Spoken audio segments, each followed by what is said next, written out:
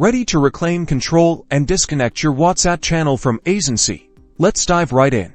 First things first, log into your Aisensy account. Once you're in, look to the left-hand navigation menu. You'll see a section labeled Channels. Go ahead and click on it. This Channels page displays all the WhatsApp channels currently connected to your Aisensy account.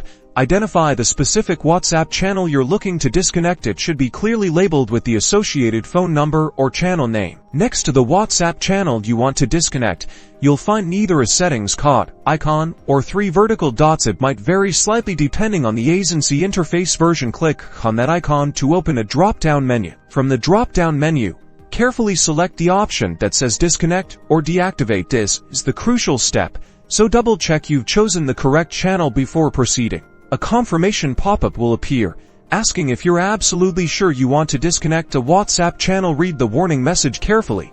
It will explain the implications of disconnecting, such as the interruption of automated messages and customer communication. If you're ready to proceed, click the Disconnect or Confirm button on the pop-up, and that's it.